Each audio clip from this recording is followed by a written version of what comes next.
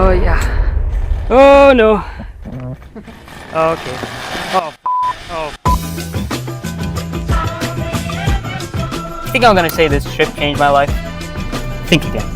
Because nothing changed. Let me tell you a quick story about how I proved every single travel influencer wrong.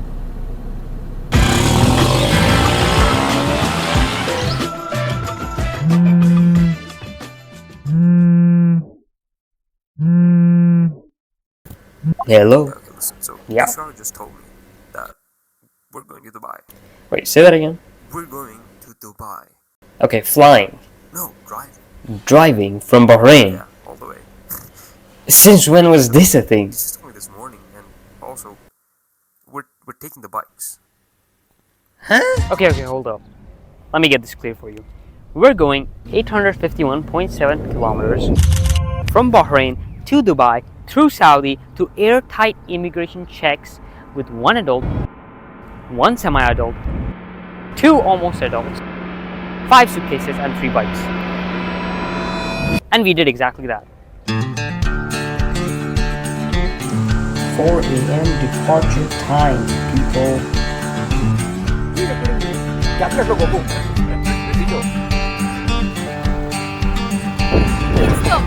Looks like we're stranded in the middle of nowhere.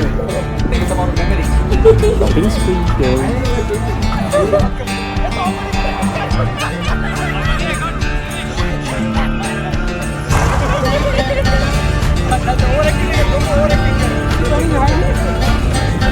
Damn, someone pissed. Put it all in your mouth. Are you going to get drowned? Yeah. Whoa. I don't think this is lucky, right? Yeah, you're gonna get some flower. It's not a flower, man. It's a flower. That's not a flower. You can see the bee on it. It's a flower. That's not a flower. That is a bee. Now see, this was my first time ever documenting an entire road trip, and I had no idea how to even begin. Like, how do you condense 20 hours of driving, random stops, weird food, and questionable bathroom breaks into one YouTube video that makes sense?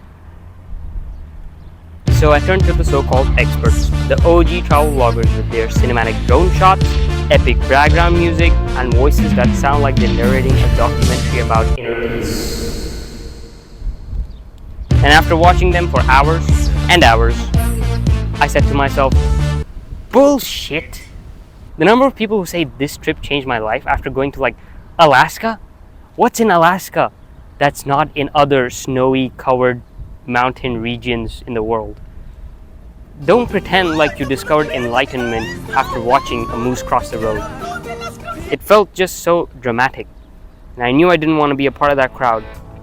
So I continued the rest of the road trip with that mindset, fully unapologetically anti-YouTuber travel vlogger. No fake epiphanies, no slow motion shots of me staring into the distance. I just wanted to document things honestly, naturally, and hopefully wrap it into some normal story. This is a stopover for snacks. Wow. Oh yeah. Thank you, Chalu.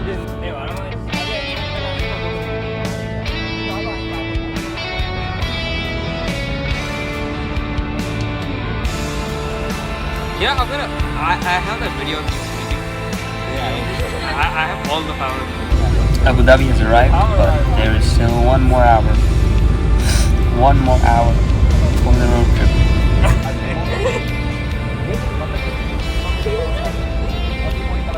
Another Tesla. It's on the right.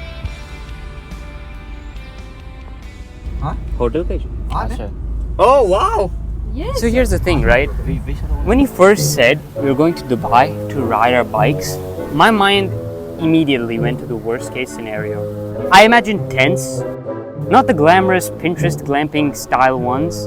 No. I was talking about mosquito-ridden, zipper-stuck, sweating through your sleep kind of tents. I pictured communal showers, sleeping bags, roaches making eye contact with me at 2 a.m. But no, apparently I was completely wrong. We ended up in a luxurious 5-star hotel with an actual queen-sized bed. This is our room. Room tour. This is the entrance, the bathroom, bathroom.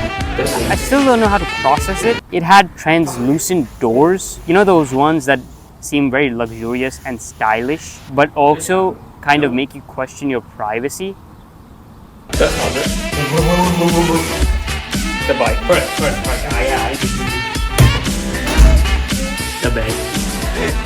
Now, let's get to the part that everyone's been waiting for. The riding. I mean, those first 2 days were actually really good. It was like a weird combination of physical exhaustion and pure mind-melting beauty.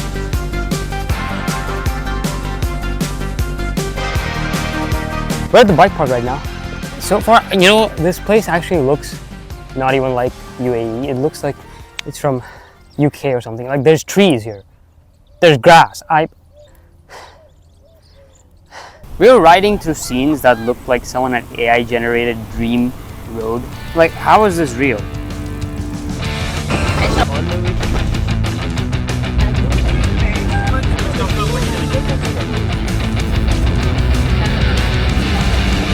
We're at some mountain place in the middle of Hatta.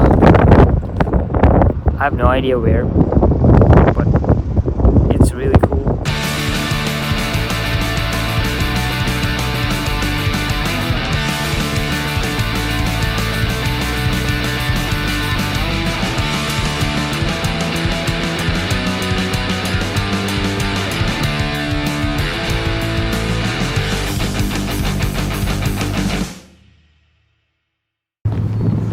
So all those clips you saw, I mean, yeah, looks like we're having fun.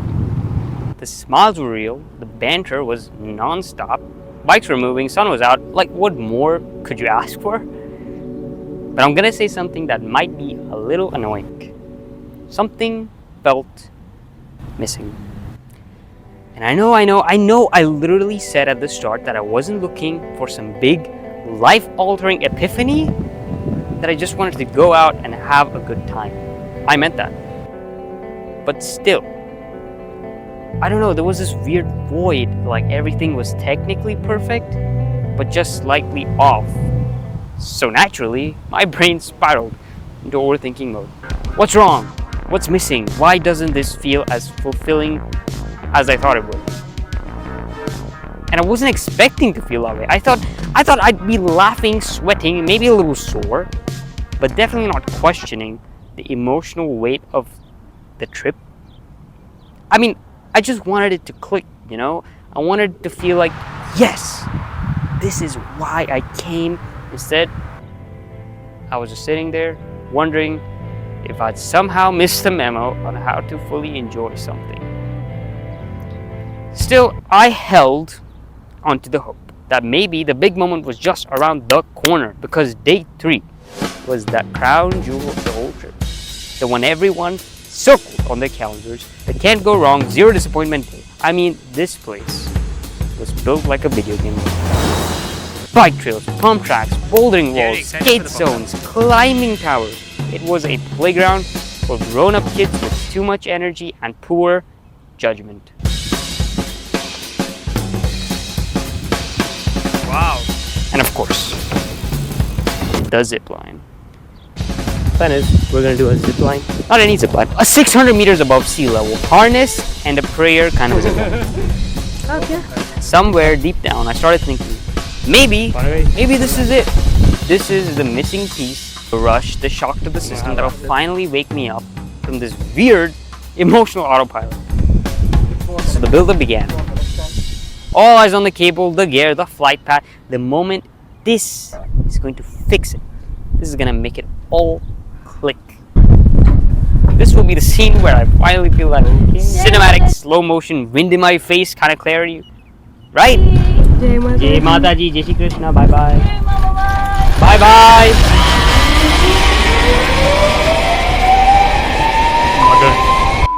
Mother, sister, bro. Oh my god! But as I got closer to the edge, something else crept in. Terror. Like real, physical, stomach-turning terror. Okay. I wouldn't say I'm afraid of heights. I really wouldn't. Okay, but this This was different.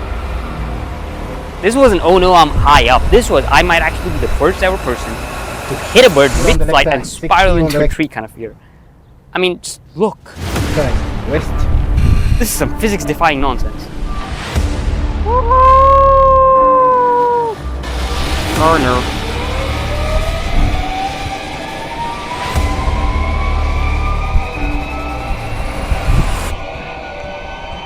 But still, I went through it. Not because I was brave, not because I had some great revelation, but because I was still searching for that moment. The one where everything will finally just make sense. The one that all those YouTubers talk about like it's some hidden treasure you only unlock with enough GoPro footage and sweat. But I wasn't ready to accept that. Not here, not while hanging off a mountain with a carabiner and a half-dead GoPro. Oh no. And then it began.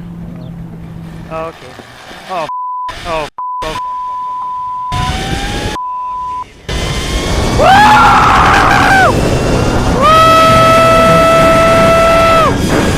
I'm gonna enjoy this. Now, let's address the elephant in the room. I haven't exactly been active. I posted one video in January, full of hope and optimism, all that good stuff, thinking I'd keep a monthly pace. Maybe February, maybe March, but yeah, you'll kind of know how that turned out. I mean, I got stuck in this weird place where you don't know what to focus on.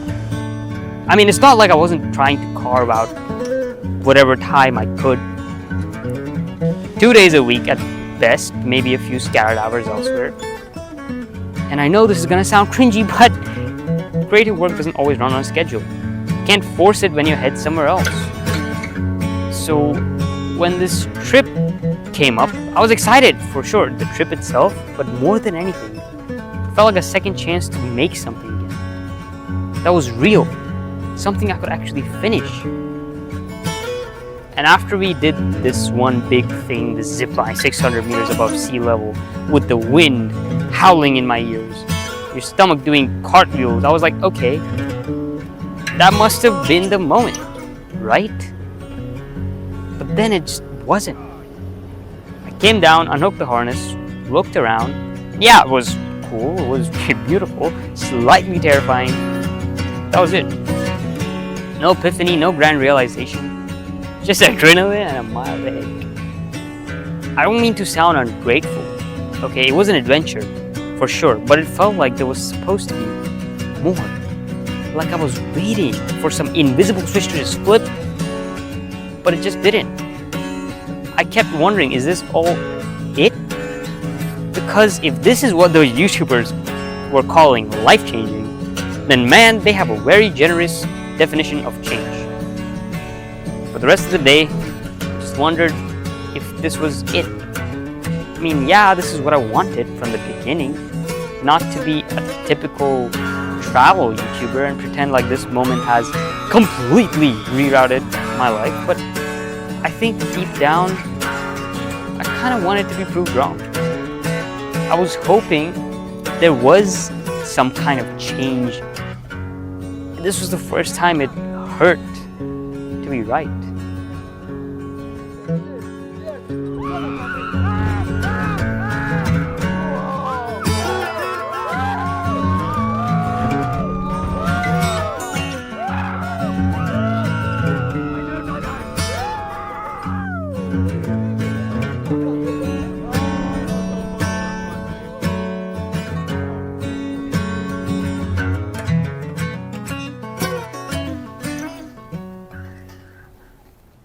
It's the next day. Now, there's been one problem.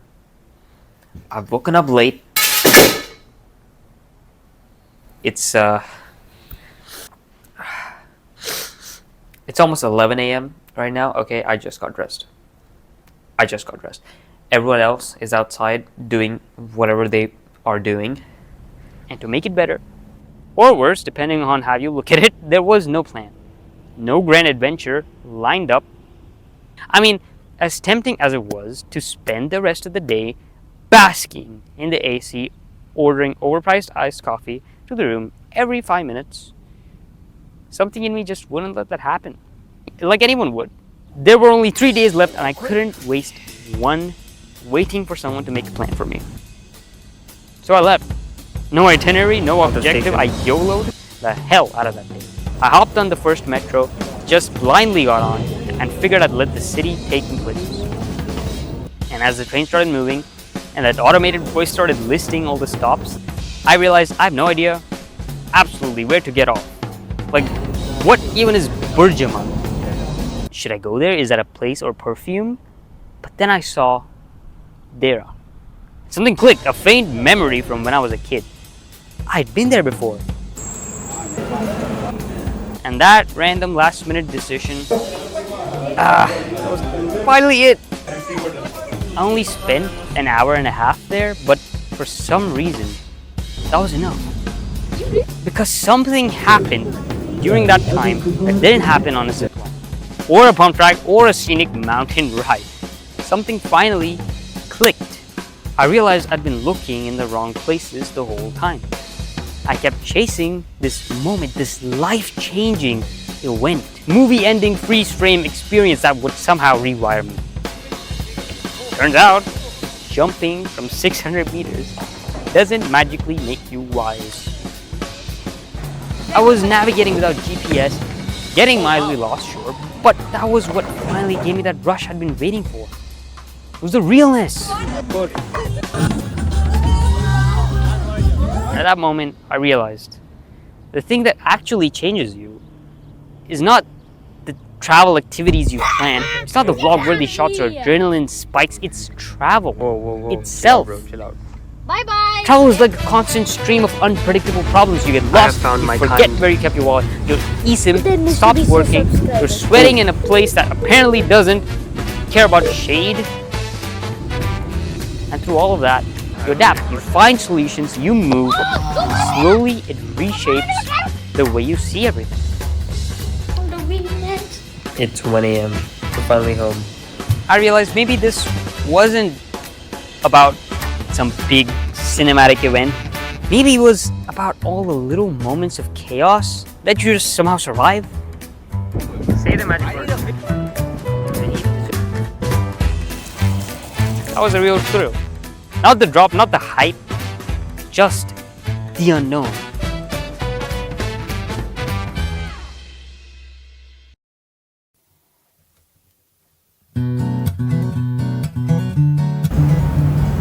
I absolutely love this place too. I mean, the thing I love about Dubai is like the metro. Oh my god, it feels like you're in like Europe or something, you know? It's so good. It's so fun. There's so much movement. Like everyone's in a rush. Everyone wants to do something, get something done. And so it all came to an end. 8 days. Just 8. A road trip that I told myself I'd document honestly and naturally. No fake drama, no over-the-top realizations. Just me showing what it really looks like to be on a trip with some bikes, a couple of guys and girls, and a camera. But here we are. And somehow, I've landed in one of the cheesiest endings of all time. But what can I say?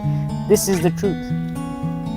And as I look back at those days, the heat, dust, the delays, the zipline, the sweat, the missed turns, the too late breakfast, the crammed metro rides, the random street food, I noticed something quietly sitting with me.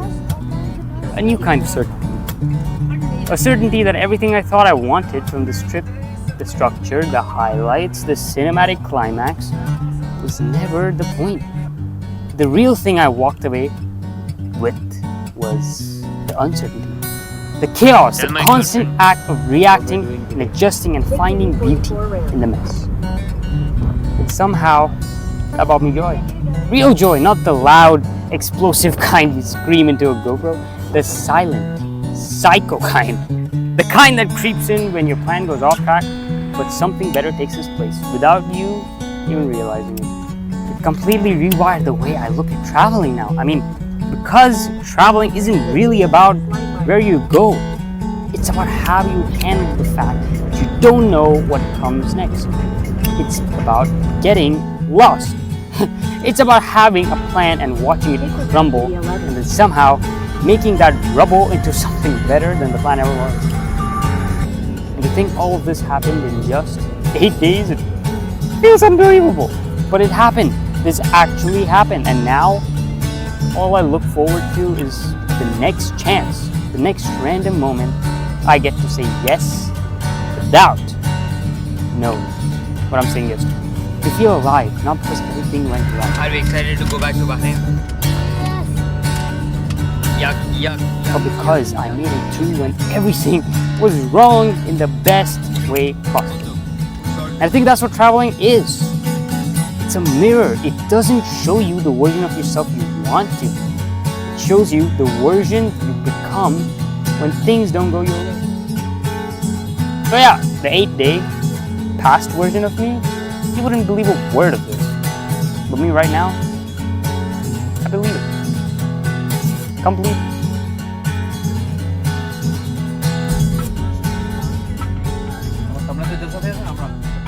Water transfer next month online. It's a handicap fee.